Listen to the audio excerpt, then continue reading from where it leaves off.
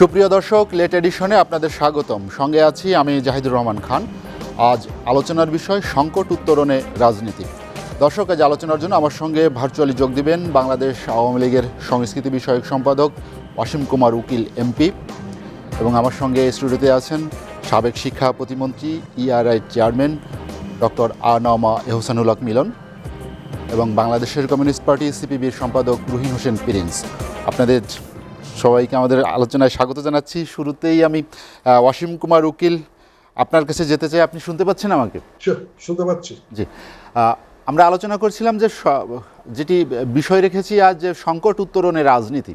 তো আমাদের রাজনীতি সব সময় বাংলাদেশ, যদি আমরা সেই স্বাধীনতা পূর্ব অবস্থা থেকেই শুরু করি বা একদম স্বাধীনতা পরবর্তী যত সংকট আছে, সব সময় কিন্তু রাজনীতি হাল ধরেছে, রাজনীতি আমাদের সংকট থেকে বেরিয়ে এসেছে। কিন্তু এখন বর্তমান প্রেক্ষাপটে যেসব সংকট আমাদের সামনে দেখা দিয়েছে, বিশেষ করে বিরোধী দল থেকে যেসব অভিযোগ করা হচ্ছে, ভোটাধিকার, বাকস্বাধীনতা সহ আরও বেশ কয়েকটি ইস্যুতে তারা বেশ সোচ্চার।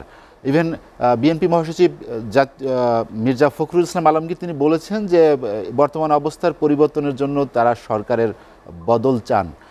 আসলে কি সেরকম একটি পরিস্থিতি তৈরি হয়েছে যে যেখানে সরকার পরিবর্তনের মতো?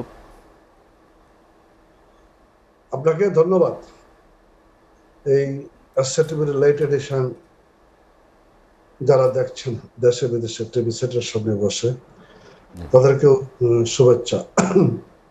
সহ আলোচক সাবেক মন্ত্রী ডক্টর মিলন, সহ আলোচক সাবেক ছাত্রনেতা বর্তমানে কমিউনিস্ট পার্টির সম্পাদক রহিম হোসেন প্রিন্স, স্বাগত, শুভেচ্ছা। আসলে টাইটেলটা যেটা দিয়েছেন সংকট উত্তরণের রাজনীতি, সেটাই যথার্থ। যে কোনো সংকট উত্তরণে রাজনীতিটাই দিক নির্দেশনা দেয়, রাজনীতিটাই সংকট উত্তরণে সহায়তা করে। এই বিষয়গুলিতে দ্বিমতের কোনো অবকাশ নাই। বা রাজনীতি নেতা নেতৃত্ব হলো বাস্তব অবস্থার বাস্তব বিশ্লেষণ সাপেক্ষে সিদ্ধান্ত দেওয়াটাই হলো নেতৃত্ব। সেই বাস্তব অবস্থার বাস্তব বিশ্লেষণটা হলো রাজনীতি। আজকের দিনে কি হচ্ছে, কি কি করণীয়, এটা নিয়ে রাজনীতি, সেটা নিয়ে এগিয়ে যাবে। বহুদিন পরে সাবেক, যিনি একসময় শিক্ষা প্রতিমন্ত্রীর দায়িত্ব পালন করেছেন, ডক্টর মিলন আমাদের মাঝে এসেছেন। ভালো লাগছে। ওনাকে দেখে মনে হচ্ছে যে উনি আবার একটা প্রতিষ্ঠান চালান, এডুকেশন রিফর্ম ইনস্টিটিউট। এই যে এই লোকগুলো যিনি শিক্ষা মন্ত্রণালয়ের দায়িত্ব পালন করেছেন, দেশের শিক্ষা ব্যবস্থার নেতৃত্ব দিয়েছেন, উনি ওনার অভিজ্ঞতা দিয়ে এটা বুঝেছেন যে এখানে রিফর্মেশন দরকার। সেজন্য আমার ধারণা একটা রিফর্মের একটা প্রতিষ্ঠান করেছেন, সেখানে কাজ করছেন, দেশের শিক্ষা ব্যবস্থায় কন্ট্রিবিউট করার চেষ্টা করছেন। এটা নিশ্চয়ই আমাদের জন্য এটা সুখবর। রাজনীতি, সামগ্রিক সংকট, করোনা আক্রান্ত বাংলাদেশ, করোনা আক্রান্ত পৃথিবীর মাঝখানে দাঁড়িয়ে আমরাও সবকিছুকে সংগঠিত করে নেতৃত্ব দিয়ে এগিয়ে যাচ্ছি। আমরা ঠিক জানি না আজকের দিনে দাঁড়িয়ে বাংলাদেশের ভবিষ্যৎ আর্থিক অবস্থাগুলো কি হবে, কর্মক্ষেত্রে আমরা কিরকম ভাবে মোকাবেলা করবো। আপনার গার্মেন্ট সমস্যা হয়তো একটা আপাতত সলিউশন হয়েছে, কিন্তু রেমিটেন্সের প্রবাহটা কোন জায়গায় দাঁড়াবে আমাদের পক্ষে বলা খুব কঠিন। আর সেই সময়ে কাজটা হলো সবাই মিলে দেশের দুর্যোগে দুর্দিনে সবাই মিলে জনগণের পাশে থেকে দেশের সবাই আত্মনিয়োগ করা। আত্মনিয়োগ করতে গিয়ে সরকার উৎখাতের আন্দোলন করা যাবে না তা না, সরকার উৎখাতের আন্দোলন তো করাই যেতে পারে, কিন্তু সেটা কখন করবে, এই সময়ের বিবেচনাটা গুরুত্ব। কোন সময় কোন আন্দোলনটা করব, কোথেকে শুরু করব, এটাও কিন্তু বিচক্ষণতা, নেতৃত্বের উপর, গুণাবলীর উপর নির্ভর করে। আজকের দিনে দাঁড়িয়ে করোনা আক্রান্ত মানুষের পাশে দাঁড়িয়ে মানুষের সেবা করা গুরুত্বপূর্ণ না সরকার উৎখাতের আন্দোলনটা গুরুত্বপূর্ণ, সেটা বিএনপি বিবেচনা করবে। তবে আমি যেটা মনেই করি যে এখন বাংলাদেশের মানুষের পাশে দাঁড়িয়ে দেশের সেবা করাটাই মূল কাজ। অর্থনীতিকে সচল রেখে সামনের দিকে এগিয়ে যাওয়াটা আমাদের প্রধান দায়িত্ব। এরই মাঝখানে দাঁড়িয়ে অবশ্যই আমরা আমাদের গণতান্ত্রিক কাঠামোগুলোকে আরো সুদৃঢ় ভিত্তির উপর দাঁড় করানো, অনিয়ম কিংবা দুর্নীতি মিনিমাইজ করে সম্মুখ পানে এগিয়ে যাওয়া, সেটাই আমাদের মূল দায়িত্ব। বিএনপির দিক থেকে যে রাজনীতির কথাগুলো বলছে, আমরা মনে করি যে বিএনপি রাজনৈতিক অঙ্গনে ফিরে আসাটাই দেশের জন্য সুখবর। জি, হ্যাঁ, আমিও প্রত্যাশা করি যে বিএনপি তার অতীত রাজনৈতিক অভিজ্ঞতাকে পুঁজি করে সামনের দিনগুলোতে দেশের সবাই আত্মনিয়োগ করবে, সেটা আমরা প্রত্যাশা করি। কিন্তু বিএনপি অসীম কুমার উকিল, আমি সে প্রত্যাশা পূরণ করতে পারবে, জি অতীত অভিজ্ঞতা মানে সেরকম কোন সুখের সংবাদ দেয় না। আশা করব ভবিষ্যতে সেরকম সুসংবাদ দেবে। অসীম কুমার উকিল, আপনার কাছে আবার আসবো আমি। আমাদের সঙ্গেই থাকবেন ডক্টর আনোয়ার হোসেনুল হক মিলন। যেটি অসীম কুমার উকিল বললেন যে বিশেষ করে রাজনৈতিক দলগুলোর উচিত হবে যে গণতন্ত্রকে আসলে সুসংহত করতে ভূমিকা রাখা, মানুষের পাশে দাঁড়ানো দুর্যোগে সংকটে। আমরা বলে থাকি বা বিভিন্ন দিক থেকে যে অভিযোগ আসে যে আসলে রাজনীতি সেই আগের জায়গায় না থাকার কারণেই আমাদের সামনেই পাহাড় সম সংকট বা সমস্যা সেটি রয়েছে। আপনি কি মনে করেন? ধন্যবাদ আপনাকে প্রশ্নের জন্য। আমি দর্শক শ্রোতাদেরকে সালাম শুভেচ্ছা জানাচ্ছি। আমাদের প্রিন্স ভাই আছেন আজকের এই অনুষ্ঠানে, তুখুর নেতা, ছাত্রনেতা, সেই সাথে আমাদের অসীম কুমার উকিল সাহেব, তিনি 90-র গণ অভ্যুত্থান থেকে সবসময় কঠিন রাজনীতি করেছেন, তুখুর ছাত্রনেতা ছিলেন, আন্দোলনের সাথে ছিলেন, এবং আমি দেখেছি উনি সত্য কথা বলতে এবং সত্য সমালোচনা করতে উনি অভ্যস্ত। তাই উনাকে পেয়ে আমি খুব আনন্দিত হলাম যে আমরা সত্যি ভালো আলোচনা করব। সংকট ছোট্ট একটি শব্দ, কিন্তু এর ব্যাপকতা অনেক অনেক গভীর। সংকট কিন্তু বহুমুখী সংকট। আজকের প্রেক্ষাপটে যদি ধরে নেই আওয়ামী লীগের সংকট, আওয়ামী লীগের সংকট আবার কয়েক দিকে যেতে পারে। প্রথমত হলো তারা কি ক্ষমতায় থাকার সংকট, না আভ্যন্তরীণ কোন্দলের সংকট, এটাকে আমাদের বিচার বিবেচনা করতে হবে। নাকি তারা কুল রাখি না শ্যাম রাখি, চীন রাখি না ভারত রাখি, রক্তের বাদন, অর্থের বাদন, কোন বাদনে আমরা যাব, সেটাও একটা সংকট। আরও কত সংকট, এই যে রোহিঙ্গা সংকট যেটা রয়েছে, মায়ানমার আমাদেরকে আক্রমণ করছে, আমাদের বন্ধু প্রতিম দেন, রক্তের বাদনে ভারত তাদেরকে উস্কানি দিচ্ছে, আমাদের অর্থনৈতিক সহযোগিতা যে দেশটি করছে সেই দেশটি হলো চীন, সে আবার মায়ানমারকে উস্কানি দিচ্ছে। এই যে ত্রিমুখী, চতুর্মুখী, পঞ্চমুখী, ষষ্ঠমুখী, সপ্তমুখী, বহুমুখী, নানা দিকে মুখী যে সংকট, এই সংকটটা তো একটা বিশাল ব্যাপার। তার মধ্যে আবার মরার উপরে খাড়ার ঘা, সেটা হচ্ছে আমাদের করোনা সংকট। সব সংকট মিলিয়ে এমন একটি অবস্থা, সব যেন লেজে গোবর হয়ে গেছে। এই তো আপনি আসার আগ মুহূর্তেই আমরা ওই যে অনলাইন নিউজ পোর্টালগুলোতে দেখতে পেলাম, ইত্তেফাক লিখেছে 228 কোটি টাকা দুদক এই ইনভেস্টিগেশন করে পেয়েছে যে ইসমাইল হোসেন সম্রাট, ঢাকা মহানগর দক্ষিণ যুবলীগের সভাপতি, তিনি মালয়েশিয়া এবং সিঙ্গাপুরে পাচার করেছেন। এ কি ভয়াবহ সংকট! আর সংকট যেন কখনো লুকিয়ে থাকছে না, একটির পর একটি সৃষ্টি হচ্ছে, নতুনভাবে আবির্ভূত হচ্ছে। এখন একটিকে ঢাকা দেওয়ার জন্য আরেকটি সংকটের সৃষ্টি কিনা সেটাও কিন্তু আমি জানি না। অতএব সংকট সম্পর্কে আপনি বলতে গিয়ে যে ব্যাপক অর্থে বোঝাতে চাচ্ছেন, সেটা আসলে স্বল্প সময় আলোচনায় শেষ হওয়ার না। তারপরে আবার দেখেন, আমরা যারা আম জনতা, জনগণের কত সংকট একবার চিন্তা করে দেখুন। রাস্তায় বেরোতে পারি না ছিনতাইকারীর জন্য, অফিস আদালতে যেতে পারি না ঘুষ দুর্নীতির জন্য, ব্যবসা বাণিজ্য করতে পারি না জায়গায় জায়গায় টোকেন দেওয়ার জন্য, তারপরে এই বিনা নোটিশে গুম হয়ে যাওয়া হচ্ছে, বিনা নোটিশে মামলা হচ্ছে। এই যে জনগণের সংকট, এই যে গেলাম বাজারে পেঁয়াজ কিনতে, পেঁয়াজ নাই, পেঁয়াজ সংকট, কখন কি সংকট হয় তা তো জানি না। আবার ভেজালের সংকট, ওষুধ কিনতে যাই ভেজাল, তার মধ্যে মহামারী করোনার সংকট। তো এই সংকটটা একটা মহামারী হয়ে গিয়েছে, তাই নয় কি? আবার যদি বলেন ওনাদের সংকট সম্বন্ধে, আমি জানি না ওনাদের দলীয় কিছু সংকট আছে কিনা, সেটা উনিই বলবেন। আমাদেরও চিন্তা করে দেখুন, আমরা আন্দোলনে যাব, কিভাবে যাব, কি মহাসংকট, বাইরে গেলেই পুলিশ হত্যা। এই যে মহাসংকট, আজকে কি আবার সালাউদ্দিন হয়ে যায় কিনা এখান থেকে টকশোতে বেরিয়ে যাওয়ার পরে, আবারকে ওপারে রেখে আসি কিনা, এটাও জানি না। সংকটের কোনো শেষ নেই। এই সংকটের উত্তরণের জন্য সবচেয়ে বড় সংকট সেটা হচ্ছে গণতন্ত্রের সংকট। এদেশে গণতন্ত্র নেই, বিচার ব্যবস্থা নেই, মানবাধিকার নেই, কোনটা বলবেন? আশিক বললো 6,000, আচ্ছা ঠিক আছে। এহসানুল মিলন, আপনার কাছে আবার আসবো আমরা, সংকটের আরও কথা শুনবো। রুহিন হোসেন প্রিন্স, যেটি এহসানুল মিলন সর্বব্যাপী সংকট দেখতে পাচ্ছেন, বা সেই সংকট থেকে উত্তরণে আমরা যেটি অসীম কুমার উকিল বলেছেন যে সব সময় রাজনীতি আসলে হাল ধরেছে সংকট থেকে যে কোনো বাংলাদেশকে বা দেশের মানুষকে রক্ষা করার ক্ষেত্রে, সেই রাজনীতিটি কি আর আছে সে আগের জায়গায়? ধন্যবাদ আপনাকে।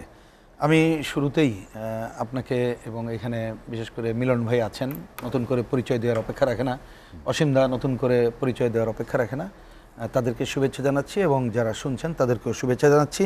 এবং এটা মনে প্রাণে এই কামনা করছি যে আমরা একটা জাতীয় দুর্যোগের মধ্যে বিশেষভাবে করোনা সংকটে আছি এবং সেটা যাতে সবাই মিলে একটা অতিক্রম করতে পারি, এটা বিশেষ ধরনের সংকট, সেই প্রত্যাশাও ব্যক্ত করছি। আপনি আমাকে যে প্রশ্ন করেছেন ওইটা জায়গায় সরাসরি যাওয়ার আগে আমি এই সংকট উত্তরণের রাজনীতি থেকেই শুরু করে আসতে চাই। আমার বিবেচনায় আমি যখন আলোচনা শুনছিলাম দুজনের এবং আপনার উপস্থাপনায়, আমি এই জাস্ট গত সপ্তাহের কয়েকদিন আগে একটু দক্ষিণাঞ্চলে ছিলাম। এই যে আপনি জানেন যে বন্যা আমপান হয়ে গেল, সেরকম একটা অঞ্চলে আমি গেছি। তো সেইখানে যে মানুষ কেমন আছে, কারণ একদিকে করোনার সংকট, একদিনে বন্যা আমপানের সংকট, মানুষের দুরবস্থা, খুবই স্বাভাবিক এটা। তো একটু এরকম কথাবার্তা বলছে, একজন শিক্ষকের সাথে কথা হলো, তো উনি চেনেন আমাকে রাজনীতিক হিসাবে, তো উনি একটা কথা বললেন আমার খুব মানে কানে লাগা বা হৃদয়ে লাগার মতো। আমাকে বলছে, বাবারে আপনি তো আমাদের সন্তানের বয়সী, দেখে বোঝা যায়, তা এই সংকট আছে আমাদের, কিন্তু কোনো না কোনোভাবে আমরা এই ধরনের প্রাকৃতিক সংকট বা এক ধরনের এই জায়গাটা হলে উত্তরণ করতে পারি, কিন্তু যে রাজনৈতিক দুর্যোগের, ঠিক শব্দটা এরকম বলছে, রাজনৈতিক দুর্যোগের যে সংকট, তার থেকে তো কোনো মুক্তি দেখছে না। কবে আপনারা পথ দেখাবেন? কলিজায় লাগার মতো কথা। কথাটা আমি অ্যাপ্রোপ্রিয়েট দেখি এই কারণে, এই যে আমরা সামগ্রিক সংকট নিয়ে আলোচনা করলাম, এখানে মিলন ভাই বললেন, অসীমদা কতগুলো কথা বললেন, এই সংকটের উত্তরণের জায়গাটাকে আপনি শুরুতে বলেছেন যে আমাদের এই সব সংকটের উত্তরণে আমাদের ফিরে যেতে হয় রাজনীতির কাছে। তার মানে যেহেতু রাজনীতি দলগুলো রাষ্ট্র পরিচালনা করে, সেইটাই রাজনৈতিক সিদ্ধান্তই এ ধরনের সংকট মোচনে ভূমিকা রাখতে পারে, এই জন্যে রাজনীতিটাই প্রধান, এটা আগে আসতে হবে। যার জন্য আমরা দেখেন যে কোনো ঘটনায় আমরা আগে দেখি তার পলিটিক্যাল ডিসিশনটা কি, রাজনৈতিক সিদ্ধান্ত কি, তার উপরে দাঁড়ায় কিন্তু আমার নীতিগত পজিশনটা হয়। এখন সেই নীতিগত পজিশন নিতে যে কতগুলো দক্ষতা আছে কিনা, যোগ্যতা আছে কিনা, ক্ষিপ্রতা আছে কিনা, করতে পারি কিনা, বাস্তবতা আছে কিনা, সেটা অন্য আলোচনা। তাহলে প্রথমে দাঁড়ায় আমি অবশ্যই যে সংকটগুলো দেখছি, কারণ এই যে আলোচনাগুলো তো কারেক্ট, এই সংকটগুলো তো আছে, তো সেই সংকট উত্তরণের রাজনীতিটাই প্রধান ব্যাপার। এইবার আপনার প্রশ্ন তাহলে চলে আসি, তাহলে এই জায়গায় তো সেই চলতি ধারার রাজনীতি যেটা চলছে, এই রাজনীতি তো এই সংকট উত্তরণে পথ দেখাতে পারছে না। তাইলে আমি দেখি রাজনীতি হিমসেলফ সংকটে। তার যদি বলেন, আমি ছোট্ট করে অনেক দিক আলোচনা হয়, দুইটা দিক যদি বলি, একটা হচ্ছে রাজনীতিকে আর রাজনীতিবিদদের কাছে আছে। রাজনীতি তো চলে গেছে, ওই যে আমরা আমাদের ভাষায় বলি যে রাজনীতি দুর্বৃত্তায়িত হয়ে গেছে, সেটি তার প্রধান ফেনোমেনা। সেই দুর্বৃত্তায়িত রাজনীতি দেখেন বাংলাদেশটা এখন দাঁড়িয়ে গেছে একটা প্রজেক্ট বাংলাদেশ, বড় বড় প্রজেক্ট, তাতে কী হয় না হয় সবই উপসর্গ জানা। এবং সেটা হয় একটা হচ্ছে অসৎ ব্যবসায়ী, অসৎ আমলা আর অসৎ রাজনীতি, সব রাজনীতি না, এদের ত্রয়ে মিলে যে নেক্সাস সৃষ্টি করে, সেইটা মিলেই দুর্বৃত্তায়িত রাজনীতিই কিন্তু আজকে একটা প্রধান চলে আসছে। আমি দেখি সেটাই সংকট। আর এটা হয় কোত্থেকে? আমাদের বিবেচনা, আমরা বামপন্থীরা বা আমাদের পার্টি যেটা মনে করি, অ্যাকচুয়ালি রাজনীতিটা হচ্ছে উপরিকাঠামো, ভিত্তিকাঠামো হচ্ছে অর্থনীতি। তা আমাদের অর্থনীতির গতিপথ কী হবে? অর্থনীতির ধারাটাই যদি লুটপাটের ধারা প্রধান হয়ে যায়, ওই যে বললাম প্রজেক্ট নির্ভর রাজনীতি যদি হয়, একেবারে ছোট্ট উদাহরণ দিই বোঝার জন্য, ধরুন এরকম একটা কাপ, আমরা যদি এটা ধরি যে বাইরে কিনতে গেলে আমি 180 টাকা বা 150 টাকায় কিনতে পারি, কিন্তু আপনি কথার কথা একেবারে তথাকথিত টেন্ডার অন্য নামে টামে মিলা এটা একটা 3000 টাকা দাম দেখাই দিলেন, সব তথাকথিত প্রসেস ঠিক রেখে, এবং এটা কিনা হলো। কেনার পরে কিন্তু কাউকে ধরতে পারবেন না, যে আমরা বলবো না প্রসেস সব ঠিক হইয়াছে। তাহলে আপনি এটা তার আইনি দুর্নীতির ধারা। এবং এই জায়গাটা হয় কীভাবে? ওই যে আমি বললাম ওই নেক্সাসটাই কিন্তু করতে পারে, কিন্তু পুরো অর্থনীতির ধারাটা যদি চেঞ্জ করতে পারতাম, যে যারা আমাদের অর্থনীতির মূল চালিকা শক্তি, আমরা তাদেরকে কিভাবে ওই সহায়তার জায়গায় করতো, তাহলে কিন্তু এই সংকট থাকতো না। আমি জাস্ট এই জায়গায় আমি একটু তাত্ত্বিক কথা হয়তো বললাম, এই পার্টে এটাই বলি শেষ করি। একটা ছোট্ট উদাহরণ দিই, ধরুন এখন একটা বড় করোনা সংকটের মধ্যে আমরা আছি, ধরুন না বাস্তবতা, এবং এইখানে আমাদের একটা প্রজেকশানে সমস্যা ছিল, সমস্যা না বাস্তবে ছিল যে সারা দুনিয়ায় যে সংকট, আমাদের দেশের অর্থনৈতিক সংকটে পড়বে। হ্যাঁ, বাস্তবে আমরা দেখলাম যে অর্থনৈতিক সংকটে যা ধারণা করছিলাম তার থেকে প্রবৃদ্ধির হার বেশি। এটা আমরাও জানি, আমাদের অনেকে বলে যে এটা হয়তো বাড়তি দেখানো হয়েছে, কিন্তু বাড়তি দেখানোর পরেও কিছুটা তো হয়েছে, সত্য কথা। এবং এই যে হয়েছে তার প্রধান ফেনোমেনা কারা ছিল, যে যত কথা বলি, একটা তো গ্রামের কৃষক, আর হচ্ছে বিদেশি রেমিটেন্স কিন্তু কমে নাই। খেয়াল করেন, গার্মেন্টস নিয়ে আছে, অসুন্দর একটা বলছে। তাহলে আমার এই যে অগ্রগতি প্রবৃদ্ধি, তার ন্যায্যতা কার ছিল? গ্রামের কৃষক এবং গার্মেন্টসের যারা, সরি, বিদেশের যারা শ্রমিক তাদের, বা দেশে যারা আসছে। কিন্তু দেখেন আমাদের নীতিমালায় এই সময় কি তাদের বাড়তি সুবিধা দিতে পারছি? সর্বশেষ তথ্য বলছে, বাংলাদেশ ব্যাংকের তথ্য, ৩,০০০-এর উপরে কোটিপতি বেড়ে গেছে, কিন্তু মানুষের আজকে কর্মহীন মানুষ, চাকরি আছে বেতন নাই, বেতন কমে গেছে, অথবা চাকরি নাই, মানুষের এই যে চাকরিহীনতার এই জায়গায় যাচ্ছে। তাহলে এইটা যদি আমি রাজনৈতিক ডিসিশন নিতে পারতাম যে আজকে যাদের কারণে প্রবৃদ্ধি হচ্ছে আমি তার কাছে পৌঁছে দেব, তখন কিন্তু আমি নীতিমালাটা ঢেলে সেজে ওই জায়গায় যেতে করতে পারতাম। কিন্তু রাজনীতি যেহেতু ওই জায়গায় নাই, রাজনীতির দুর্বৃত্তায়িত ধারাটাই প্রধান, ব্যবসায়ীরা রাজনীতি প্রধান করছে, ব্যবসায়ী বলতে ওই ধরনের ব্যবসায়ী, আর রাজনীতিবিদরাও নিজেকে ব্যবসায়ীতে রূপান্তরিত করেছে ক্ষমতাশ্রয়ী ধারায় থেকে। আমি দেখি এটাই হচ্ছে আমাদের দেশের, বাংলাদেশের রাজনীতিতে অন্যতম প্রধান সংকট। রুহিন হোসেন প্রিন্স, আমরা একটা বিরতি নিয়ে আসবো। দর্শক, লেট এডিশনে নিচ্ছে একটা বিরতি, ফিরবো শীঘ্রই, সঙ্গেই থাকুন।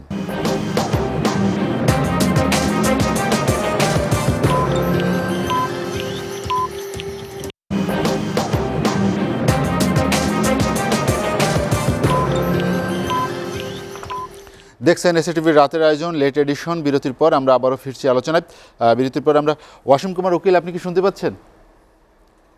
হ্যাঁ, শুনতে পাচ্ছি। জি, যেটি নিয়ে আলোচনা করছিলাম যে সংকট উত্তরণের রাজনীতি, রুহিন হোসেন প্রিন্স যেটি উল্লেখ করলেন যে আসলে বাংলাদেশের রাজনীতি আর সেই আগের জায়গায় নেই, এখন প্রজেক্ট রাজনীতি, দুর্বৃত্তায়িত রাজনীতি, অসৎ আমলা বা অসৎ ঠিকাদার যাই বলি, একটা যোগ সাজস্যে তাদের যে অবস্থা, সেখানে আপনি যদি প্রজেক্টের কথাই বলি, আপনি শিক্ষাক্ষেত্রে যে খিচুড়ি প্রকল্পের কথা আমরা জানি, বা অন্য অনেক প্রকল্প আছে যেখানে সরকারি ব্যয় অনেক ধরনের অপচয় আছে, সেখানে কি আসলে সুশাসনের এই সংকটের কারণেই কি এই অবস্থা? আপনাকে ধন্যবাদ। আসলে তো কোনো কিছুকেই অবজ্ঞা করা যাবে না, সবকিছু মাথায় নিয়ে কথা বলতে হবে। প্রজেক্ট এগুলো তো আছে। আমি তারও আগে আমাদের সহ আলোচক ডক্টর মিলন কিছু কথাবার্তা বলেছেন। আসলে ডক্টর মিলনের সাথে বোধহয় সম্ভবত আমার এটাই প্রথম টক শো। ইতিপূর্বে কখনো ওনার সাথে আলোচনা টেবিলে বসেছি বলে আমার ঠিক মনে পড়ছে না, বসতেও পারে, আমার ঠিক খেয়াল হচ্ছে না। কথাটা বলছি এই জন্য যে পার্সোনাল নেবেন না, একটু মানে সমসাময়িক রাজনীতিতে বোধহয় একটু গ্যাপ আছে মিলন ভাইয়ের, আমার কাছে মনে হয়েছে, সেজন্যই বলা, অন্য কোনো কারণে নেই।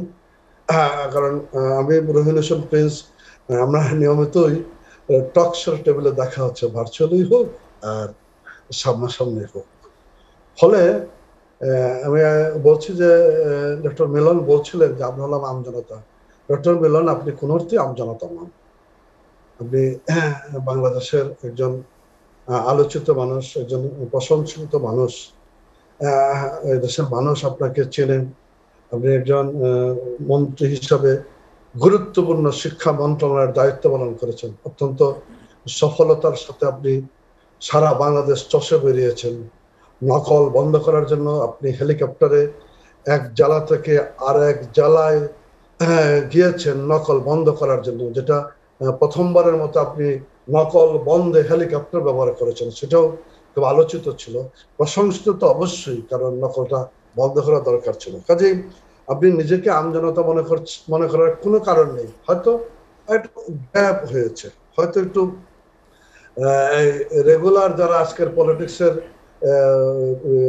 আপনাদের পলিটিক্সের যারা নেতৃত্বে আছেন, প্রথম সারিতে থেকে নেতৃত্ব দিচ্ছেন, তাদের সাথে হয়তো কাঁধে কাঁধ মিলিয়ে রাজনীতির মিছিলটাই নাই, কিন্তু একটু গ্যাপ হয়েছে, যে কারণে এরকম মনেই হতে পারে। আর যে কারণে আপনি আলোচনার সময় আমাদের যুবলীগের মহানগরের সভাপতি হিসাবে সম্রাটকে উল্লেখ করেছেন।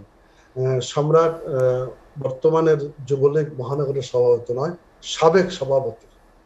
এই গ্যাপটুকু আছে, এই গ্যাপটুকু নিয়ে কথা বলতে হবে। হ্যাঁ, মিলন ভাইয়ের আরেকটা বিষয় আমার কাছে খুব মনে হয়েছে, মিলন ভাই সামগ্রিক আলোচনাতেই বাংলাদেশ আওয়ামী লীগের সংকটগুলি নিয়ে আলোচনা করেছেন।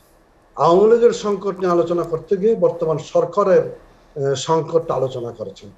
অর্থাৎ উনি স্পষ্টতই আমার কাছে মনে হয়েছে, আমার এটা আলোচক যিনি আজকের এই উপস্থাপক আছে, উপস্থাপক যে প্রশ্নটা দিয়ে শুরু করেছিলেন, বিএনপির মহাসচিব বলেছেন সরকার উৎখাতের আন্দোলন বিএনপির নেতৃত্বে, সেই আলোচনাটা তিনি অত্যন্ত সুকৌশলে এড়িয়ে গেছেন। কিন্তু আসলে আলোচনাটা এই জায়গাতে থাকা দরকার ছিল। উপস্থাপকের প্রতি আবারও আহ্বান থাকবে আমার, যে আপনি যে শিক্ষা মন্ত্রণালয়ের কথাগুলি বলছিলেন নাকি, এক্ষেত্রে আমার চাইতে ভালো বলতে পারবেন সাবেক শিক্ষামন্ত্রী ডক্টর মিলন। আমি অবশ্যই ঘটনাগুলির নিন্দা জানিয়েছি এবং আপনারা দেখেছেন আমরা আলোচনা করেছি, আলোচনা করার পর এই প্রস্তাবটা পরিকল্পনা মন্ত্রণালয় থেকে প্রত্যাখ্যাত হয়ে ফেরত এসেছে। এরপরে আমি ব্যক্তিগতভাবে বিভিন্ন টকশোতে বলেছি, বিদেশ ভ্রমণ প্রজেক্টের আওতায়, প্রজেক্টের পয়সায় বিদেশ ভ্রমণ বাংলাদেশের সামগ্রিক অর্থনৈতিক পরিস্থিতি বিবেচনায়, করোনা আক্রান্ত বিশ্ব অর্থনীতির বিবেচনায় আগামী 2 বছরের জন্য সকল প্রকার বিদেশ সফর স্থগিত রাখা দরকার বলে আমি মনে করি। পরবর্তীতে এই বিষয়গুলি নিয়ে পুঙ্খানুপুঙ্খ আলোচনা করে নতুন করে ফরম্যাট তৈরি করে হয়তো কোনো ক্ষেত্রে বিদেশ যাওয়ার দরকার পড়তে পারে, কিন্তু এটা যুগোপযোগী হওয়া দরকার। কিন্তু ডক্টর মিলন এই জিনিসটা মানতে হবে, আমরা চেষ্টা করছি বলেই দুর্নীতিগুলিকে ধরছি বলে আপনারা বলছেন দেশের দুর্নীতিতে ছেয়ে গেছে। এই কথাটা বলার সময় একটা জিনিস খেয়াল রাখবেন, বাংলাদেশ কিন্তু পরপর 5 বার দুর্নীতিতে চ্যাম্পিয়ন হয়েছিল। আমরা আমাদের কপালের এই যে কালিমা, কলঙ্কটা আমরা ঘুচিয়েছি, আমরা কমে আনার চেষ্টা করেছি। কিন্তু I will make the politics difficult for the politician, কিংবা manage the problem করে বাংলাদেশের রাজনীতিতে, সমাজনীতিতে যখন কেনাবেচা রাজনীতি হয়েছে, ওবায়দুর রহমানরা, সাজ্জামরা যখন নগদ টাকায় কেনা বিক্রি হয়ে, মওদুদ আহমদরা নগদ টাকায় বাছাকিনি হয়ে যখন বিএনপি নামক দলটি সুসংগঠিত করে, সরকারি কোষাগার খুলে দিয়ে টাকা পয়সা দুহাতে ছুটিয়ে রাজনৈতিক দল করার সুযোগ করে দেওয়া হয়, সেইটার যে দুর্নীতি যে সবলে গঠিত হয়েছিল তা আমরা সমলে উৎপাটিত করতে পারিনি বলেই এখন খিচুড়ির নামে বিদেশ গিয়ে অনিয়ম হচ্ছে কিংবা বালিশ কাণ্ডের মতো দুর্নীতি করছে। কিন্তু আমরা এই বিষয়গুলিকে সিরিয়াসলি নিচ্ছি, আমরা এই বিষয়গুলিকে সিরিয়াসলি নিয়ে এগুলি দুর্নীতিমুক্ত করার জন্য আমরা চেষ্টা করছি এবং আমি বিশ্বাস করি প্রধানমন্ত্রী শেখ হাসিনার হাত ধরে এই জায়গাটা অবশ্যই এগিয়ে যাওয়া আমাদের সম্ভব, আমরা অবশ্যই এগিয়ে যাব। আর রহিম হোসেন প্রিন্স যে কথাগুলি বলছেন, আসলে রাজনৈতিকের দুর্বৃত্তায়ন তো হয়েছে, এই দুর্বৃত্তায়ন হয়নি এই কথা বলার কোনো অবকাশ আছে আমি মনে করি না। তবে জাস্ট আমি এটুকু বলবো, রাজনীতির স্টিয়ারিংটা এখনো রাজনীতিবিদদের হাতে আছে, এটাই ভরসা। সেই ভরসায় জায়গা থেকে কালো টাকা মুক্ত রাজনীতিটা কিভাবে করা যায়, কালো টাকার হাত ধরে পেশি শক্তি, দুর্নীতি, অনিয়ম, অনাচার মুক্ত রাজনীতিটা কিভাবে করা যায়, সেই চেষ্টাটাই আমরা করছি। অসীম কুমার উকিল, আপনার কাছে আবার আসবো আমরা, আপনি আমাদের সঙ্গেই থাকবেন। জি, ডক্টর আনমে হোসেনুল মিলন, যেটি অসীম কুমার উকিল বললেন যে রাজনীতিবিদদের হাতে সত্যিকারেই স্টিয়ারিংটা এখনও আছে দেখেই দেশ সামনে দিকে এগিয়ে যাচ্ছে, দুর্নীতির বিরুদ্ধে নানামুখী পদক্ষেপ নেওয়া সম্ভব হয়েছে। আপনি কি মনে করেন যে তার এই বক্তব্য ঠিক আছে? না, অসীম কুমার উকিল আমি জানি যে উনি অত্যন্ত চিন্তা ভাবনা করে কথা বলেন এবং ওনার রাজনীতি সমালোচনা করার গ্যাপটা খুব কমই থাকে, উনি যেভাবে কথা বলেন। আরেকটু কথা বলেছেন যে বিএনপি কি কোনো সংকটে নেই? হ্যাঁ, সেটাই বলছি, উনি আত্মসমালোচনা করেন, এটা ওনার কোয়ালিটি। এবং উনি যা বলেছেন একটি কথা যে মিলন সাহেবের গ্যাপ রয়েছে, আমি এটা কিন্তু 100% এগ্রি করলাম যে উনি যেই কথা বলেছেন যে সম্রাট ইসমাইল হোসেন সম্রাট সাবেক, এই যে রাজনীতি, সমসাময়িক রাজনীতি আমার গ্যাপ, এটা আমি একদম অকপটে স্বীকার করেই বলছি ফিল আপ দি গ্যাপস, মানে আগামী দিনে কে আবার সাবেক হবেন না সেই সংখ্যাটাই আমার ভিতরে সংকট। কারণ আজকে যিনি দুর্নীতি ধরা পড়বেন, ধরা পড়ার পরে তাকে সাবেক বানিয়ে দিবে। সাবেক মিন্স কি? আজকে আমি সাবেক মন্ত্রী অবস্থায় যদি দুর্নীতি করে থাকতাম তাহলে কিন্তু দুদক আমাকে ছাড়তো না, মামলা আমাকে ছাড়তো না। সাবেক বলেই যে দুর্নীতি থেকে আমি বেরিয়ে আসলাম, দুধে গোসল করে বেরিয়ে চলে আসলাম তা নয়।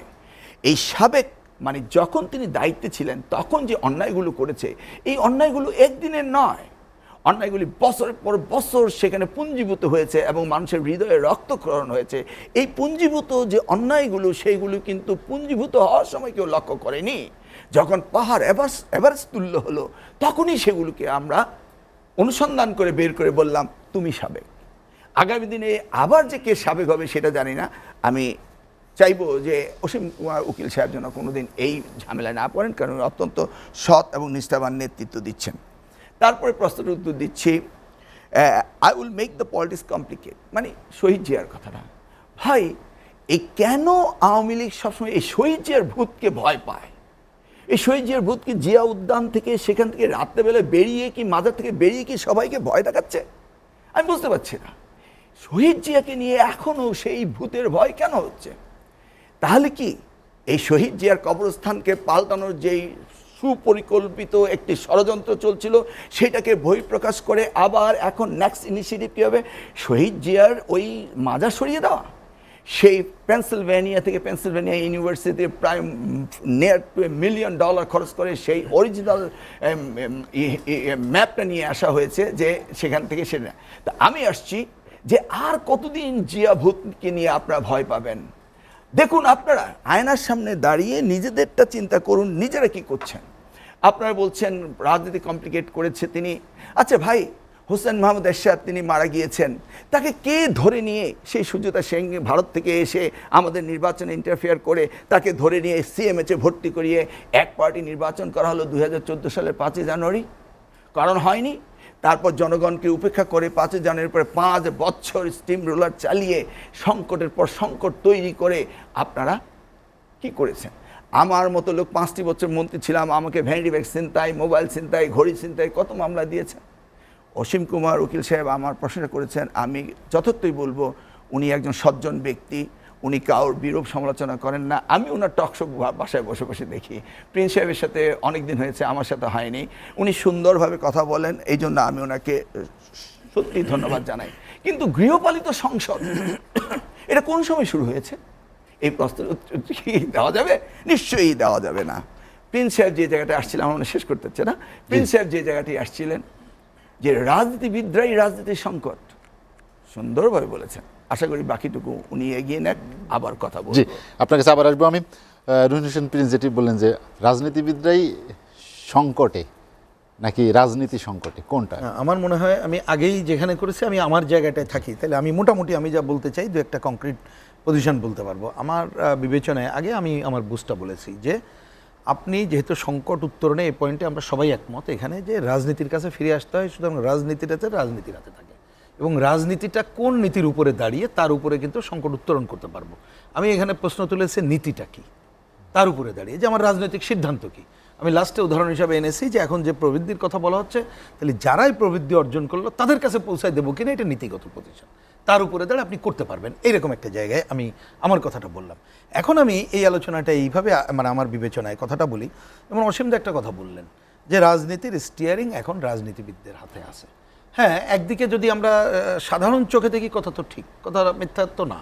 বিভিন্ন দল আছে, আমার দল আছে, নেতা আছে, তারা করছে, ক্ষমতাসীন আছে, বাইরের দল আছে, কিন্তু বাস্তবে আমরা কি তাদের দৃশ্যমান ভূমিকা কি ঠিকমতো দেখতে পাচ্ছি, করতে পারছি? আমি জাস্ট অন্য উদাহরণ না, উপস্থিত মতো একটা উদাহরণ দিই।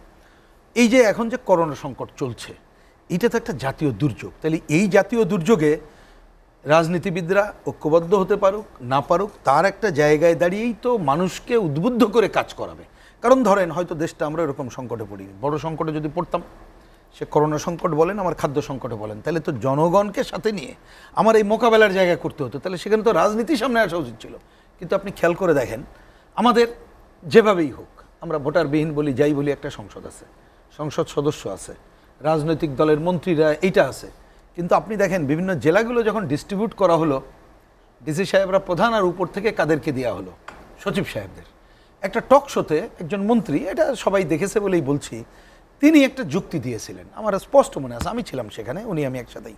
উনি বললেন হ্যাঁ প্রিন্স ভাই বললেন তো এটা, কিন্তু আমাদের যখন ভেন্টিলেটর দেওয়া কোথায় কি জরুরি হবে তখন একজন সচিব যিনি উপরে আছেন উনি যাতে সাথে সাথে দিতে পারেন এটা করলাম। ওনার হয়তো এই যুক্তিটা কারেক্ট, কিন্তু আমি অসীম দা এবং এখানে মিলন ভাই তাদেরকে বলতে চাই যে আসলে দৃষ্টিভঙ্গিটা কি, আপনি যদি সংকটে বেশি পড়তাম জনগণকে উদ্বুদ্ধ করা দরকার হতো, যদি করোনায় সচেতন করতে হতো জনগণকে উদ্বুদ্ধ করার দরকার হতো। কখন কোনটা করতে হবে, না খাওয়া মানুষকে দিতে হলে আগে কাকে দেবো পরে কাকে দেবো এ তো নির্ধারণ করবে রাজনীতিবিদরাই। তাহলে যদি আপনি রাজনীতিবিদদের নেতৃত্বে এই কাজটা করা যেত তাহলে সংকট কিন্তু উত্তরণে আরও ভূমিকা রাখতে পারতাম। আর এখন যে রাজনীতিবিদদের কথা বলছি সেটা দুর্বৃত্তেই তো রাজনীতির কথা না। আপনি অন্ততপক্ষে তার তিনটা জিনিস থাকতে হবে, বরাবর আমরা বলি, একটা থাকতে হবে স্বচ্ছতা, একটা থাকতে হবে তার জবাবদিহিতা, আর একটা থাকতে হবে জনগণের অংশগ্রহণ নিশ্চিত। এইটা যদি একজন মানুষের মধ্যে রাজনীতির কাছে থাকে তাহলে তিনি তার নীতিটা কি সেটা তো একটা ব্যাপারই, তাহলে অন্ততপক্ষে কিছুটা মানুষের কাছে যে কাজটা করতে পারবে। এবার আমি লাস্ট প্রশ্নে যে এই জায়গাটায় যে বললাম এখন এই যে জায়গাটা করব আমি কোন নীতির উপরে দাঁড়িয়ে আছি, এক এক দলের এক এক নীতি, ধরেন আওয়ামী লীগের এক নীতি, বিএনপির এক নীতি, কমিউনিস্ট পার্টির এক নীতি। আমি একটা অন্য উদাহরণ দিই, ধরেন স্বাস্থ্যের বিষয়টা একটা আমার উপস্থিত মত বলি। এবার যখন বাজেটটা হলো আমরা কি বললাম, আমরা বলেছিলাম যন্ত্রবর্তীকালীন একটা বাজেট হোক এবং এই বাজেটে প্রধান দুইটা পজিশন নিয়ে আসা হোক, একটা হচ্ছে সার্বজনীন স্বাস্থ্য ব্যবস্থার কী হবে আর মানুষের খাদ্য নিরাপত্তার কী হবে। ওভারঅলটা দরকার নেই, সেটা আমরা পরে যেয়ে করব। আমাদের দেশে কমিউনিটি ক্লিনিক হয়েছে, এটা একটা অনেক ভালো সাফল্যের জায়গা। তাহলে আমরা কমিউনিটি ক্লিনিকগুলোকে সক্রিয় করার মধ্য দিয়ে গ্রামগঞ্জে পর্যন্ত স্বাস্থ্য ব্যবস্থা পৌঁছে দেওয়ার কিছু করতে পারি কিনা সেই জায়গাটা আমরা দেখব। এবং এই যে দুর্নীতি অন্য ব্যাপারে জিরো টলারেন্সটা দেখালে তাহলে অন্ততপক্ষে করোনার মধ্যে ওই যে রাজনীতি যদি থাকতো রাজনীতিবিদদের একটা মানবিক মূল্যবোধ জাগিয়ে তুলে স্বাস্থ্য ব্যবস্থার একটা হাল করার জায়গায় যেতে পারতো। একই সাথে আমরা বলেছিলাম যে ওর সাথে মানুষের খাদ্য নিরাপত্তা জায়গাটা করব। আর একটা কাজ করেন যে আমাদের একটা স্লোগান নিয়ে আসেন আমরা এলাকায়, এই ক্ষেত্রে যে ঐক্যমত্যের কথা বলি তার মানে Awami League BNP communist party এক হয়ে যাওয়াটা কিন্তু মিন আগে করি না। জাতীয় ঐক্য মিনস হচ্ছে একটা দুর্যোগে স্থানীয় কোনো বিশিষ্ট লোককে সামনে রেখে, তিনি দলীয় হতে পারেন নির্দলীয় হতে পারেন, তাকে সামনে রেখে যদি আমরা একটা ঐক্য করতে পারি এবং স্লোগান দুইটা দেবে যে আমার এলাকায় কাউকে বিনা চিকিৎসায় মরতে দেবো না, না খেয়ে মরতে দেবো না, তাহলে কিন্তু আমরা একটা অন্য ধরনের উদাহরণের জায়গায় চলে যেতে পারতাম। কিন্তু এটা নির্ভর করে কিসের উপরে, আমি কোন নীতিতে দেশ চালাচ্ছি এবং আমি কোথায় যাব। এইটা যদি করতাম তাহলে কিন্তু এই প্রজেক্ট বাংলাদেশ থাকতো না। তাহলে এই নীতিতে করলে আপনি ওই যে কি বলেন যে মাছ কেনা সহজে দুর্নীতি খিচুড়ির অন্য জায়গাটায় থাকতো না, একেবারে আমি বলবো না, অনেক কমে যেত এবং আরও কিছু করতে পারতাম। সুতরাং এই ডিসিশন হচ্ছে রাজনীতির ডিসিশন হওয়া উচিত ছিল। আর রাজনীতিবিদরাই যদি এইটাকে সামনের কাতারে নিয়ে যেতে পারতো আমার বিবেচনায় তাহলে এটা হইতো। এত সবের পরও শুনে রাখেন এই রাজনীতিবিদ দিনে যত কথা বলুক, যত দুর্নীতি অমুক হোক তমুক হোক, কিন্তু একজন আমলা ব্যবসায়ীর থেকে তার কিন্তু এলাকায় মানুষের কাছে কিছুটা হলেও জবাবদিহি করতে হয়। সুতরাং ওই জায়গাটা যদি ফিরে আনতে পারি তাহলে অন্ততপক্ষে কিছুটা অগ্রগতির ধারা আমরা আরেকটা বিরতি নিব। প্রিন্স আমরা আরেকটা বিরতি নিব। দর্শক লেট এডিশনে নিচ্ছি আরেকটা বিরতি, ফিরবো শীঘ্রই, সঙ্গেই থাকুন।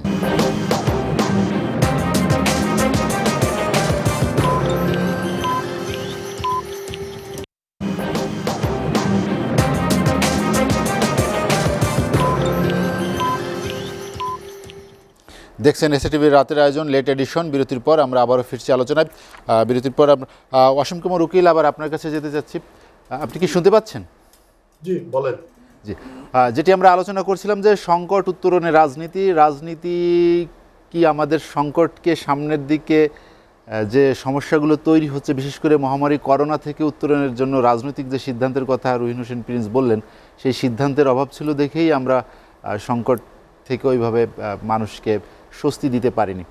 আসলেই কি সংকটগুলো সামনের দিকে আরও ঘনীভূত হবে কি না, বা রাজনীতিবিদরা কি সেই সিদ্ধান্ত বা রাজনীতিবিদদের কাছে সেই সিদ্ধান্ত আসবে কি না, আপনি কি মনে করেন?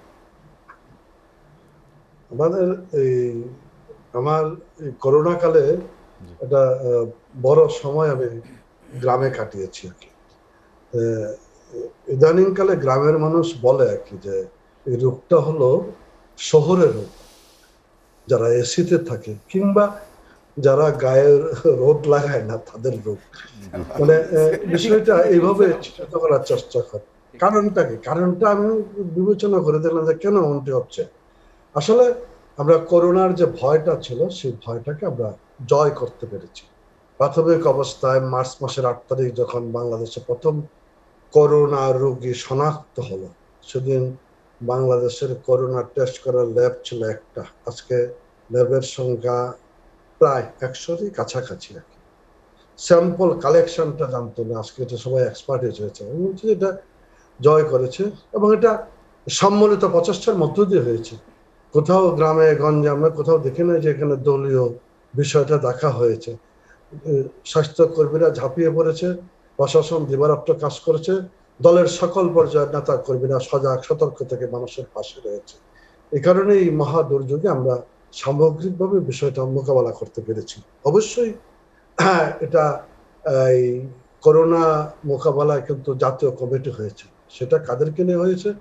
যারা চিকিৎসা ব্যবস্থায় এক্সপার্ট, তাদেরকে নিয়ে হয়েছে। সেখানে হয়তো বলতে পারেন যে আওয়ামী লীগ, বিএনপি, জাতীয় পার্টি, কমিউনিস্ট পার্টি ঐক্যটা হলো না। এই ঐক্যটার খুব একটা প্রয়োজন ছিল বলে আমাদের কাছে মনে হয়নি। কারণ এই বিএনপির কে প্রতিনিধিত্ব করবে আর কি? বিএনপি যিনি প্রধান তিনি কারাগারে, বিএনপির দ্বিতীয় শীর্ষ ক্ষমতাধর ব্যক্তি দেশের বাইরে, অভিযুক্ত হয়ে দেশের বাইরে। যেটা ডক্টর মিলন আলোচনায় আনতেছিলেন না, কেবল দুইটি পর্যায়ে আলোচনাটা আওয়ামী লীগকে নিয়ে করেছে নাকি। আমি ভাবছিলাম যে একটু ঘরের আলোচনাগুলি নিয়ে আসা দরকার আর কি। যাই হোক, সেটি করে সংকটগুলি কিন্তু এই জায়গায় আমরা সারা বাংলাদেশে সকলে মিলে ঐক্যবদ্ধভাবে এটা মোকাবেলা করে অগ্রসর হয়েছি।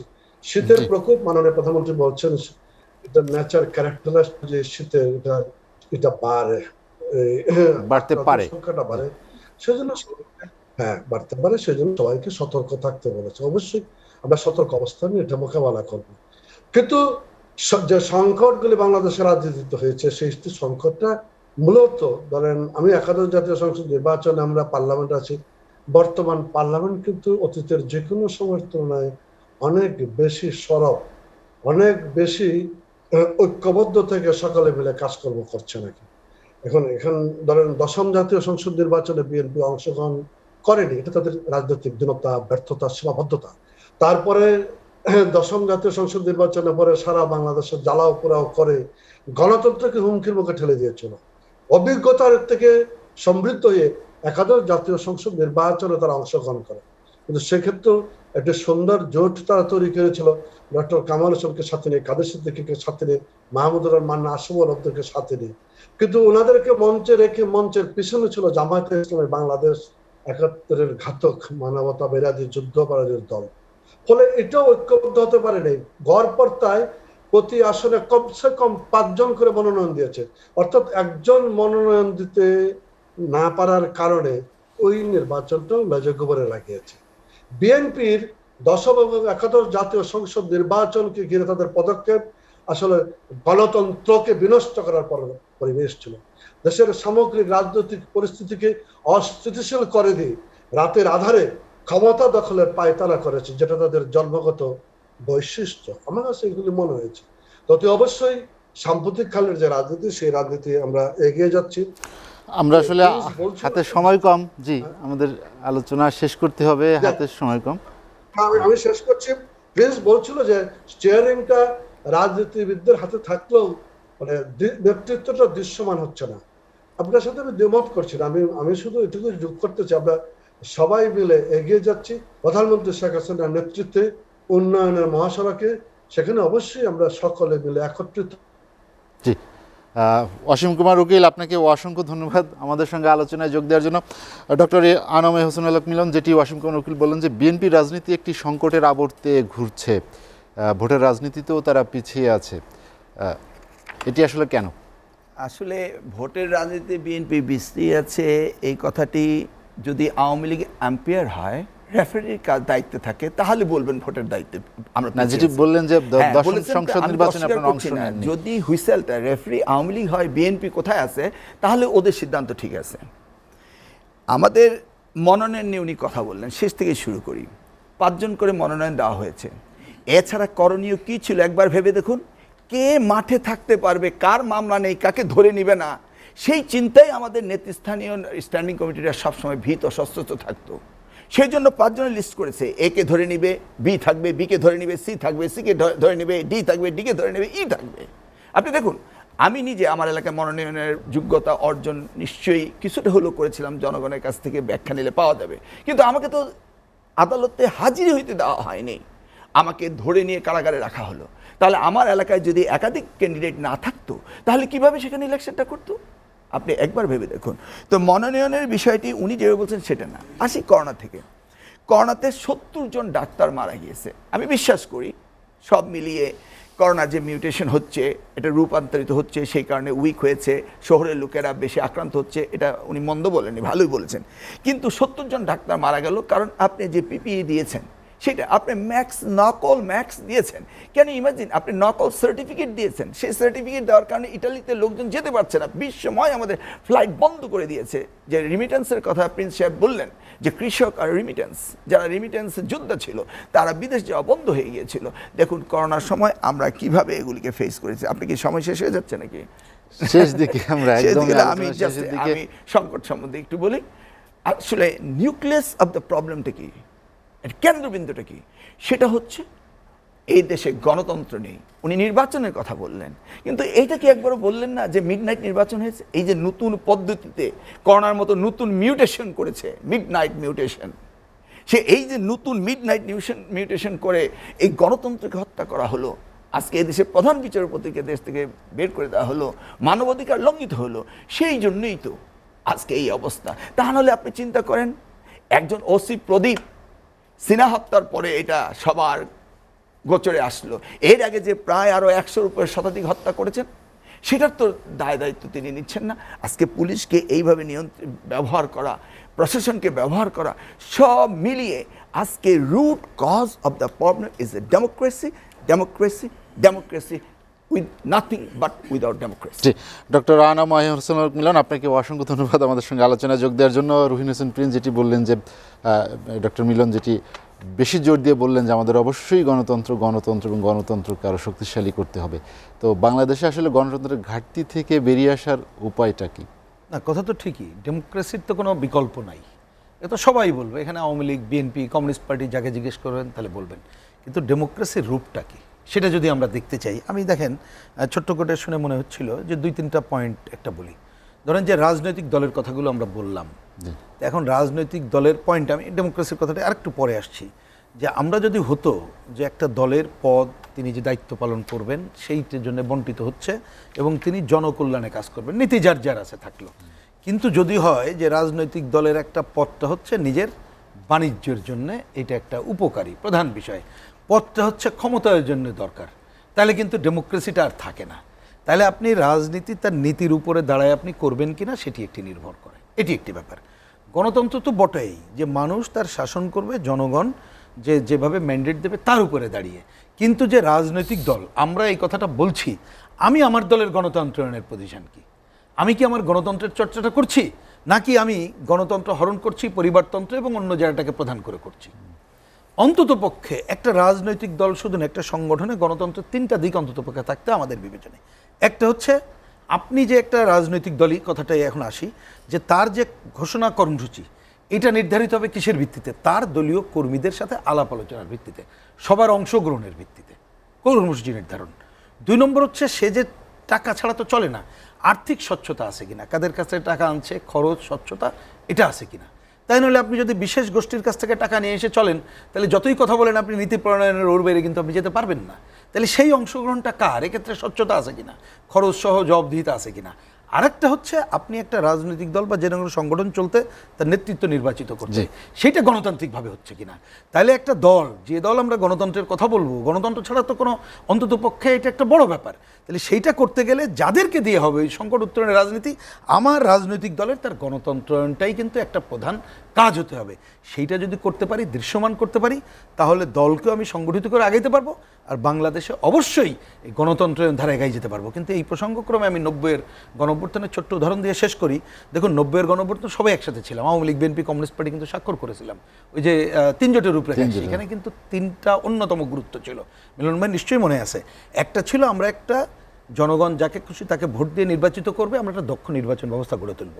একটা কিন্তু ছিল মুক্তিযুদ্ধের চেতনা পুনঃপ্রতিষ্ঠা করব, কারণ তো আমাদের যে ভিত্তিটা তো বিবেচনা রাখতে হবে। আরেকটা ছিল যে আমাদের দেশে একটা বড় সংকট হচ্ছে সাম্প্রদায়িকতা, সাম্প্রদায়িক শক্তি।